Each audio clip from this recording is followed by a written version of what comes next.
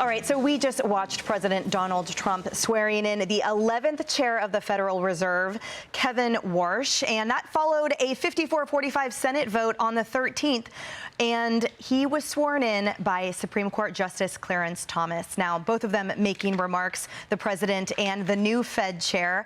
And he ushered in a new era of reform, he said. He wanted to lead a reform-oriented Fed, learning from both past successes as well as mistakes. And he wants to lead a Fed filled with energy and purpose, which he said, much like President Trump, will lead to big results. Results that are centered around price stability and max employment. So we certainly have lots to look forward to with this next chapter. Welcome, everyone. This is Outnumbered. I'm Emily Compagno here with my co-host, Kayleigh McEnany, and also joining us today, Tomi Lahren, co-host of The Big Weekend Show and host of Tomi Lahren is Fearless on Outkick, Lisa Booth, Fox News political analyst, and Josh Ritter, Fox News contributor, criminal defense attorney, former prosecutor, and co-host of the weekly rap sheet on Fox Nation.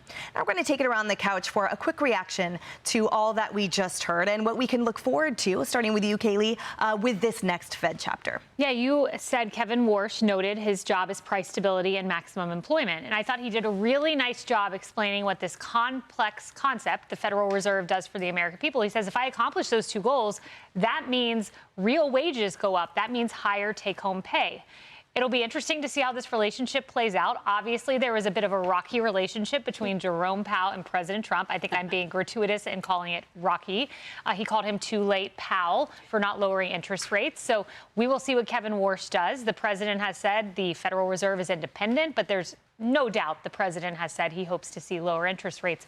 Interestingly, though, from a political perspective, we've had 2 days in a row now where the president has used these big events to bring home a message that I think is deeply important for the midterms. I can almost hear Susie Wiles in the back corner saying, let's focus on the economy. And he did that. He talked about the $18 trillion in investment. He talked about all the exciting things he's done economically, 10 regulations down for every one new one. And we saw him do this same thing with the air refrigerant announcement of the executive orders in the Oval Office. Back to the economy. As the old adage goes, it's the economy stupid. And today was another point on the board for the administration, focusing on conservative economic policy. As those policies relate, Tomi, to individual Americans and the local voices and needs that have frankly been ignored for quite some time, as to that point yesterday where we saw really the creation of food deserts and why it happens from price, energy, and the like. Talk to us about how, for example, the needs of the ranchers and the farmers can look forward to this new Fed chair making a difference in their lives. President Trump has been so optimistic, even in a time right now where our economy is going through a bit of a speed bump. And he's been very honest with the American people why that is. And he's shown a lot of optimism that once we get over this speed bump, and we will, things are going to be better than they have before. He tells us time and time again, this is the hottest country on the face of the earth. It's just going to get hotter. Today was a moment of optimism. Yes, gas prices are high. Yes, we're in a moment where things are economically a little bit unstable because of what's going on in Iran. But the payoff for that is going to be much better for the American people, for the ranchers, for the farmers, for our trade, for our investment, for the working class Americans that this president won with in 2024. It's an optimistic day. We've got to get over some hurdles, but the future is bright. And I think this president has done a great job of walking that line, not telling the American people everything's fine, but telling them it will be better. Just hold on. Josh. I appreciated the chairman's comments, obviously talking about this idea of reform and of, a brighter future, but I really appreciate the president's comments ahead of time.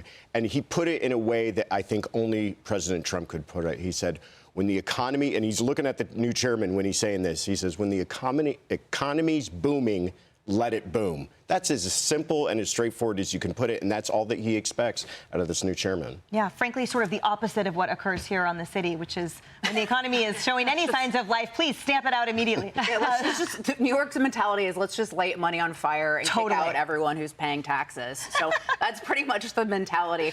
Yeah, I saw this as Kayleigh did, a great opportunity for President Trump to talk about the economy. He's underwater on the economy right now, so important to point out, reducing spending, getting rid of regulations.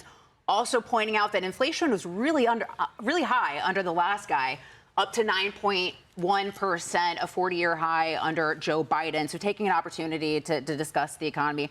I was watching all the other networks were covering it as well, so a good opportunity to get the message out to everyone on that.